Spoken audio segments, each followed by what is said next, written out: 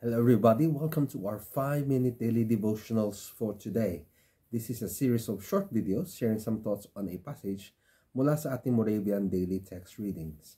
And we continue sa ating pag-aaral ng Peter, First Peter, the first letter of Peter to the believers, with a passage taken from 1 Peter chapter 3 verses 8 to 22.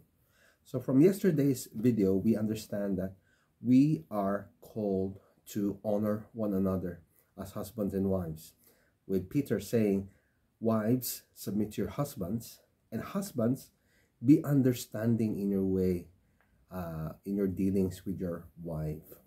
So it is important for us to appreciate the importance ng harmony between the husband and wife, especially in the household. We continue sa ating pag-aaral ng Sulat ni Pedro with a passage starting off with verse 8 saying, finally, okay, all of you, hindi lang husbands, hindi lang wives, hindi pa ako kasi may asawa pero lahat tayo, sabi dito, all of you have unity in mind, sympathy, brotherly love, a tender heart, and humble mind. Now this may sound na, imposible yung Ronald. Now, these are things na nasusulat sa Bible. If it's mentioned here in the Bible, and we are commanded to do them, God is expecting us to do them, and He believes that we can actually fulfill it. Hindi ito isang bagay na, pahirapan kaya natin si Ronald. No. This is something that God instructed us to do, because by His grace, we can do it. Unity in mind, pagkakaisa sa pag-iisip, hindi yung nag-aaway tayo sa ating mga paniniwala. Sympathy, merong simpatya, meron tayong ugnayan sa ating puso. Brotherly love, may pagmamahal sa ating pakikitungo sa bawat isa para magkapatid. Tender in heart, hindi nagmamatigas na, bahala ka sa buhay mo. No. Tender in heart and humble mind. Hindi tayo nagmamataas sa ating pag-iisip, saying, mas maalam ako sa kay Ronald. These are things na you might think, well, this is something that I cannot do. God has instructed us to do so. And we must believe that we can do it by God's grace. He goes on to say, Peter, by saying, verse 9, do not repay evil for evil. Huwag mong gantihan ng kasamaan yung mga tao gumagawa ng kasamaan sa iyo. Or reviling for reviling. Mga nangungutya, kukutyain mo rin. Hindi tayo namumuhay na ayon sa pamamalakad at example ni Jesus if we do that. But on the contrary, Peter says, bless for those you are called. Bless them, for to this you are called. Tayo tinawag, tayo hinirang ng Diyos para maging pagpapala. Papala sa mga tao na nasa paligid natin. Hindi lang sa mga tao na mabait at magagawa ng mabuti sa atin.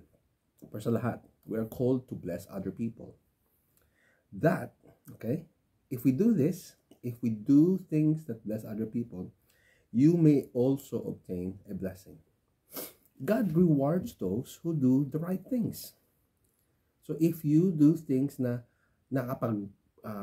palakas sa ibang tao, nagiging blessing, nagiging encouragement para sa kanila, God knows those things. And He rewards those people who do these things with blessings. And let me just read verse 10 to 12. For whoever desires to love life and see good days, let him keep his tongue from evil and his lips from seeking deceit. Let him turn away from evil and do good. So merong parte sa buhay natin bilang mga Kristiyano yung paggawa ng mabuti. Pero tandaan natin, hindi daan para sa kaligtasan yung paggawa ng mabuti. Pero ito'y bunga. This is the fruit of our salvation. Doing good. Let him seek peace and pursue it. Okay? For the eyes of the Lord, verse 12, are on the righteous. Kung gumagawa ka ng mga bagay na tama, if you are living a righteous life, okay, being right with God and being right with other people in your dealings with them, and His ears are open to their prayer. God's ears are open to the righteous.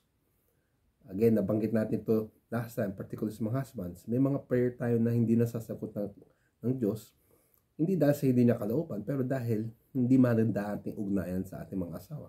The same thing applies. If we are living a righteous life, our prayers will be answered.